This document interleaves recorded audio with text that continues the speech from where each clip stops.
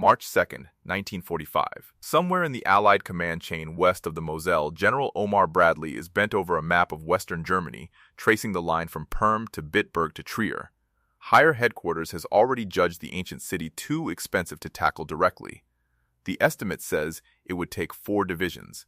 The instruction is simple: bypass Trier and keep moving.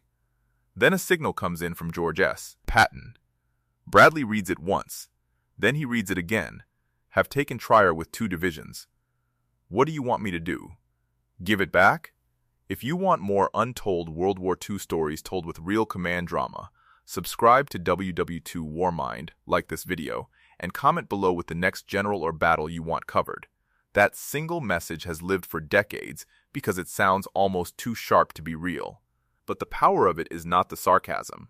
The power of it is that by the time the order to avoid Trier reached Patton, Trier was already his. And that meant the real argument was no longer whether the city should be attacked. The real argument was how one of the most important cities on the Moselle, a place higher headquarters thought would cost 4 divisions, had fallen to Patton with 2. Bradley lowers the message to the table. A staff officer watches his face and says, "Sir?" Bradley does not answer immediately. He looks back to the map. Trier is not just another dot on the paper. It is Germany's oldest city, a former Roman provincial capital, a road and river hub, a place command officers naturally imagine becoming a costly urban fight. Finally, Bradley says, "Get me the latest from Third Army. Every unit. Every route. Yes, sir." As his officers move, the larger situation becomes clear. This did not begin at Trier. The city was the third blow in a sequence. Patton's army had already driven hard through a brutal belt of winter fighting. Perm had fallen. Bitburg had fallen. Now Trier had fallen as well. What looked at headquarters like a dangerous urban commitment looked at Third Army like the next logical collapse in a line already breaking. One colonel steps forward with the situation report. "Sir, latest field summaries show the advance in conjunction with elements commonly identified as the 94th Infantry Division and the 10th Armored Division." Bradley studies the paper. "And the city?" "Taken, sir. With 2 divisions?" That is the report. Bradley's jaw tightens. "That's impossible." The colonel answers carefully. "Apparently not, sir. The moment works because the arithmetic is so humiliating. 4 divisions expected. 2 divisions used. A city headquarters wanted avoided. A city already captured. It is military embarrassment reduced to numbers. And on the German side, the news is worse. Because if American headquarters thought Trier might become a costly trap, then German commanders had every reason to hope the same. A major city on the Moselle should slow the attacker. It should absorb time. It should force careful clearing work, road control, bridge security, and urban delay. Time was the one thing Germany desperately needed in early March 1945. Patton took that away too. Bradley turns back to the map and runs a finger east of Trier. If he took Trier cleanly, he has not just taken a city, he says. He has broken the estimate. That is exactly right. And in war, when a commander breaks the estimate, he does more than capture ground. He changes the way every superior officer above him must think. To understand why Patton's message landed like a slap at headquarters, you have to understand the command logic behind the order. Trier was not being bypassed out of timidity. The logic was practical. Urban fighting consumes men, fuel, time, and initiative. A major city can trap a fast-moving army in a fight it does not need. SHAEF saw Trier as a problem to be avoided unless overwhelming strength was committed. 4 divisions was the estimate. Move around it. Preserve momentum. Keep the offensive broad and disciplined. On paper, that makes sense. On Patton's map, it did not. Because Patton was looking at a different kind of battlefield. He was looking at a German front already under immense pressure, already yielding ground, already reacting late. Where higher headquarters saw a city requiring deliberate force, Patton saw a target caught inside a collapsing sequence, and that is why the message became famous. Not because Patton was rude, because he was right before the order caught up. Bradley asks, when was the bypass instruction sent? A signals officer answers, "Before the city was fully confirmed taken, sir." Bradley gives him a long look. "And when did Patton send this?" "After the fact, sir." That is the heart of it. Not a direct refusal in the moment. Not a theatrical argument before the attack. A completed victory replying to an order already made obsolete by events. A senior officer near the map says he has a talent for turning success into a command problem. Bradley does not look up. He has a talent, Bradley says, for reaching the answer before the question is finished. That line captures the difficulty of commanding Patton. He did not merely move fast. He moved fast enough to make caution look foolish after the fact. That is much harder to manage than ordinary disobedience, because the evidence arrives on his side. By official account, Trier had fallen by March 2. Other sources place the famous exchange in the overlap between March 1 and March 2. Either way, by early March 1945, the essential fact was not in dispute. Trier was gone. The road network around it was no longer a German asset. It was becoming Patton's. And for the Germans, that was the greater disaster. Because this was not just about one city. Trier sat inside a wider Third Army drive that had already taken Perm and Bitburg. Those were not isolated names. They were proof that the Moselle sector defense was not stiffening. It was unraveling in stages. A fresh report arrives on Bradley's table. Sir, Perm and Bitburg already gone. Trier confirms the pattern. Bradley nods once. Yes, he says. That's what worries me. The officer hesitates. Sir? Bradley taps Trier on the map. If this were just Trier, then it would be a local embarrassment. But if Trier is the third point in a sequence, then Patton is not taking a city. He is opening a road. That is exactly how the Germans had to see it too, once the scale became clear. You can recover from a local setback. You cannot easily recover when the enemy is turning each setback into a fresh starting point. Now imagine the view from German headquarters. First comes word that American pressure in the region is increasing. Then, Perm falls. Then, Bitburg. Then Trier, which ought to consume more time than the others, goes down quickly enough to make the American estimate look absurd. By March 5th, even German higher command reaction to Trier is being described in official history-style sources as belated. That is the crucial word in this story. Belated. By the time the enemy is reacting to the fall of Trier as a major event, Patton has already moved the fight forward. That is why the enemy perspective title works. Why couldn't German generals hold Trier against Patton's two divisions? Because by early March 1945, Trier was not being attacked in isolation. It was being hit as part of a fast, connected offensive against a defense already losing coherence. German command needed time to stabilize. Patton denied them that time by linking objectives, pushing through weather and terrain, and refusing to treat Trier as the kind of problem it had been on paper. Bradley's staff is now working through the consequences. A colonel says, Sir, if the estimate was 4 divisions and Patton used 2, then SHAEF will want to know exactly what kind of resistance he met. Bradley says SHAEF will want more than that. They will want to know whether the estimate was wrong, whether the intelligence was wrong, or whether Patton simply moved before the enemy knew what he was looking at. The colonel asks, and which was it? Bradley glances at Patton's message again. All 3. Possibly. That answer is brutally fair. Because Patton was not a magician. He did not take Trier by violating military reality. He took it by reading military reality differently from the men above him. He believed the German front in that sector was weaker and more brittle than the estimate suggested. He believed that speed would spare him the heavier cost that caution expected, and he believed that once momentum was established through Perm and Bitburg, Trier would not be an isolated siege, but the next collapse in line. And he was correct. That does not make him easy to command. It makes him dangerous to underestimate. Bradley now asks for a direct line to Third Army. Whether this becomes a real-time phone exchange or message traffic in your mind, the substance is the same. An Army Group commander is trying to understand how his most difficult subordinate has again turned an official estimate into an after-action joke. Get me Patton. A few moments later, the line opens. George. Brad. I have your message. I thought you might. You were instructed to bypass Trier. It is difficult to bypass a city once you've taken it. Bradley's voice hardens. This is not a game, no. Brad, Patton replies. It is a city.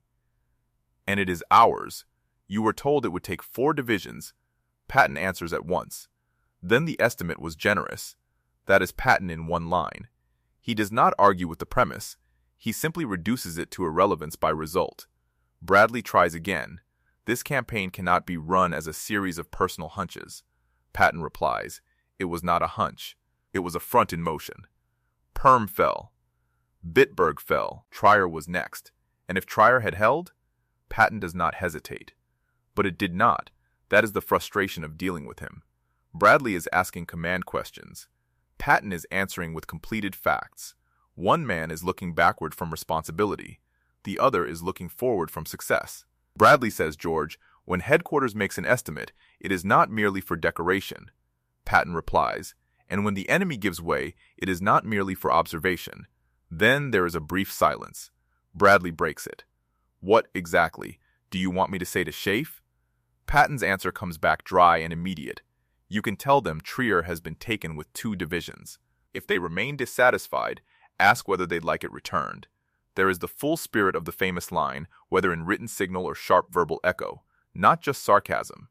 Possession. Finality. The city as argument. Bradley closes his eyes for a second, then says, You enjoy this. Patton answers, I enjoy being right in time to matter. That line is a reconstruction in spirit, but it fits the known evidence perfectly. Patton's message was not merely insolent.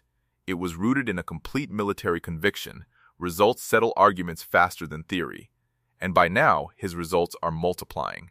Reports from the field show that Trier's fall is not slowing the army. It is feeding the advance.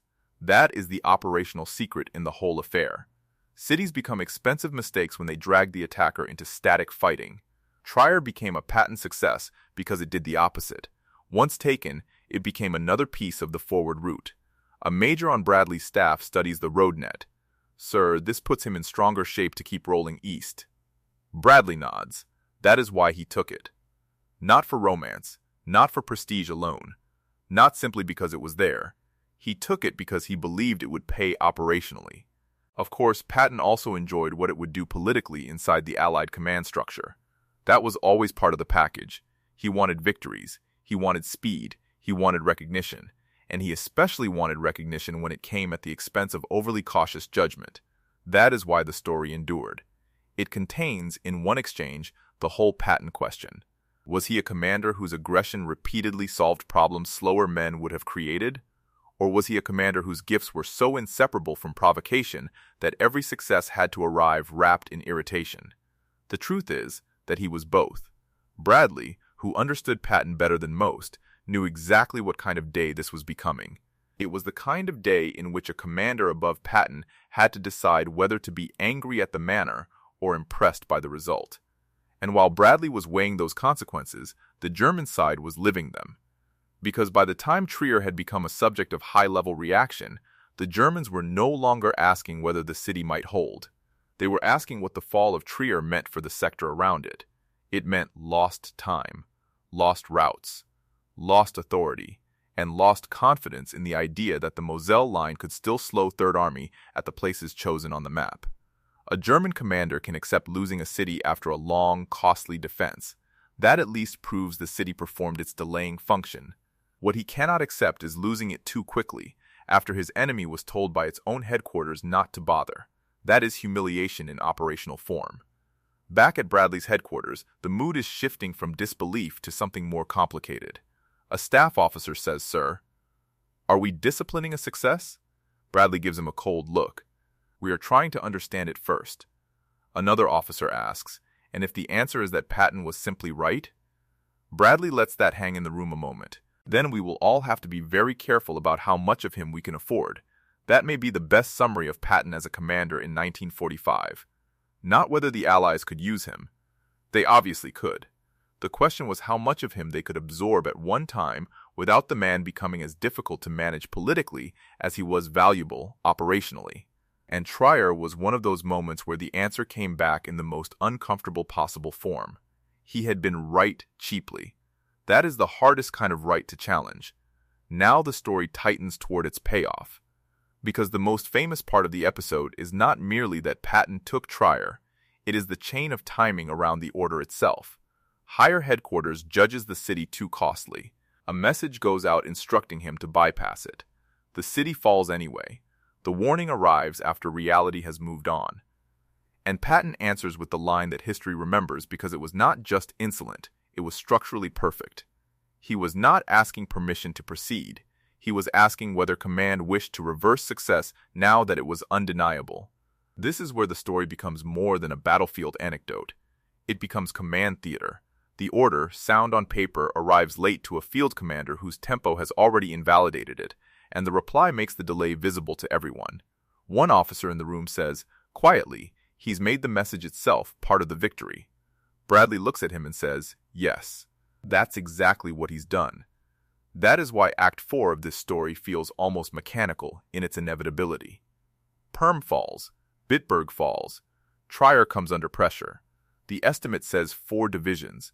The bypass message comes down. The capture report comes back up. And in that gap between descending caution and ascending success, Patton inserts one sentence and wins the argument in public memory forever.